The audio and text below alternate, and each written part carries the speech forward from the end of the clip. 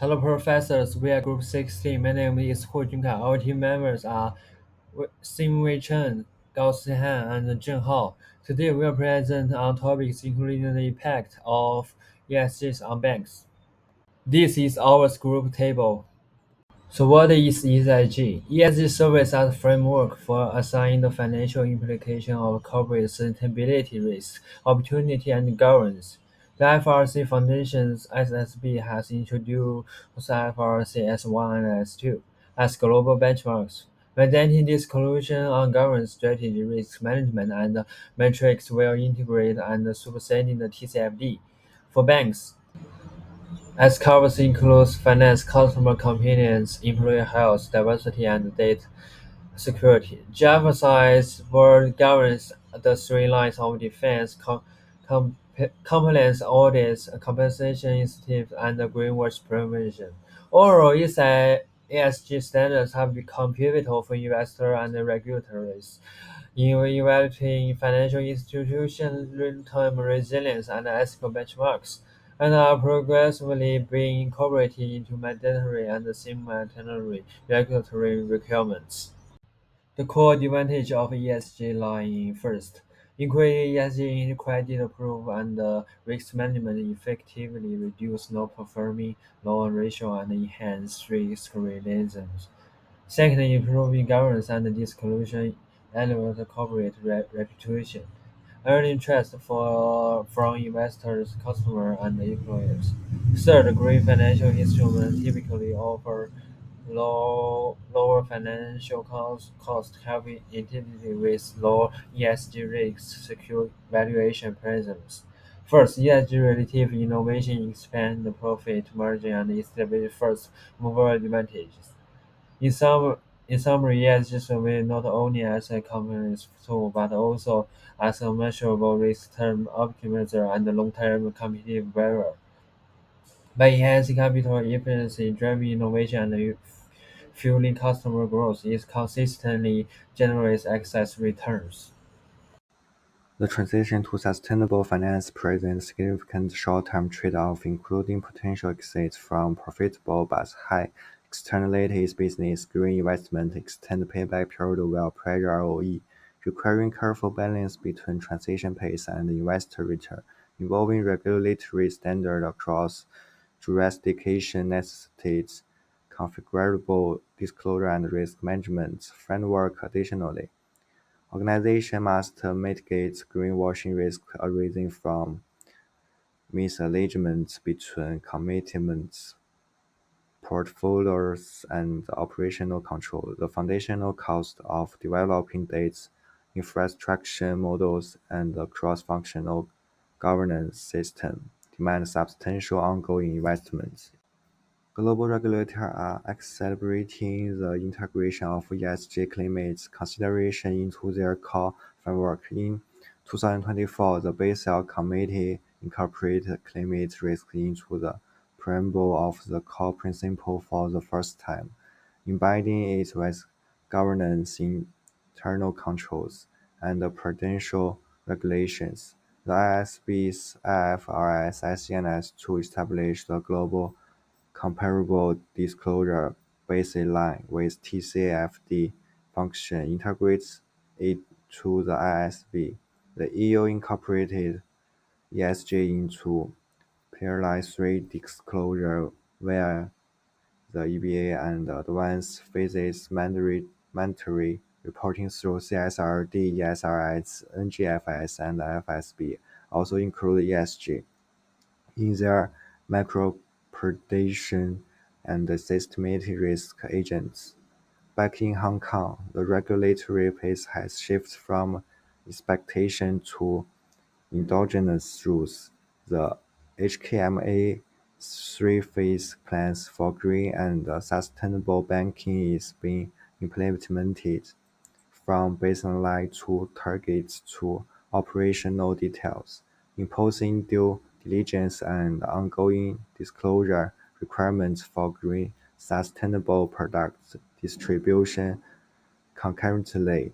The best practice for climate-related risk governance strengthens board governance, risk identification, clinical communication, and quantitative modeling, achieving a transition from rule awareness to systemic internalization.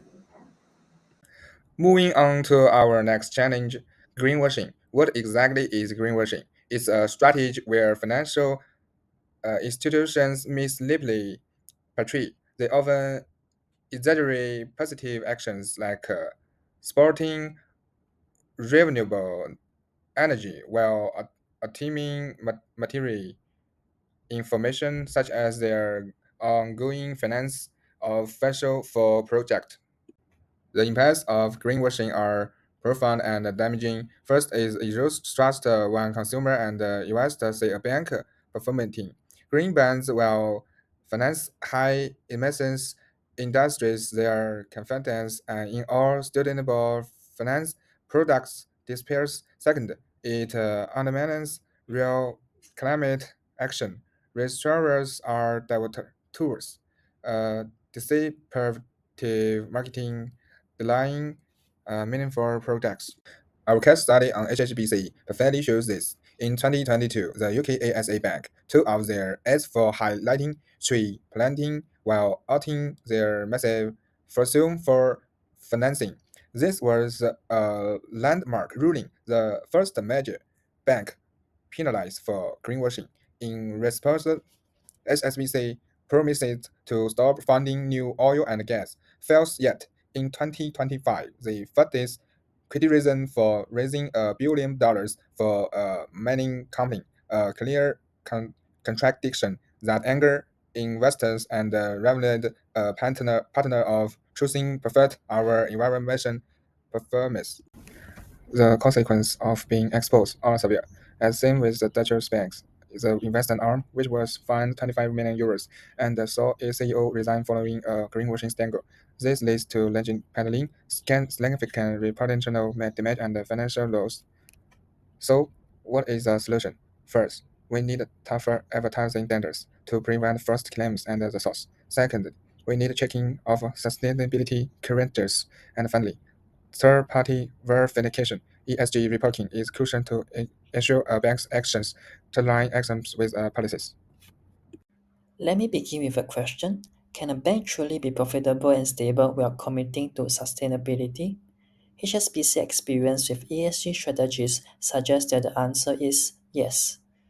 HSBC has pledged between 750 billion and $1 trillion in sustainable financing by the year of 2030, with the goal of achieving net zero emissions by 2050. These strategies directly shape both its financial performance and stability. In the short term, ESG initiatives do raise operational costs, such as developing HSBC ESG data lake, yet this attracts ESG-conscious investors, lifting return on equity from 7.2% in 2020 to 13.6% in 2024, where profit margins held at 34.8% despite interest rate pressures. In the medium term, sustainable financing has grown at a 35% compound annual growth rate since 2018, strengthening return on assets and profit margins through the growth of green finance. In the long term, HSBC reduces exposures to fossil fuels, enhances both reputation and performance. Indeed, from 2014 to 2024, its performance in ESG indices consistently outperformed benchmarks. Turning to financial stability, ESG also plays a crucial role. In the short term, capital allocation to sustainable projects can strain liquidity but lowers regulatory risk. By the medium term, stricter ESG lending reduces credit risk.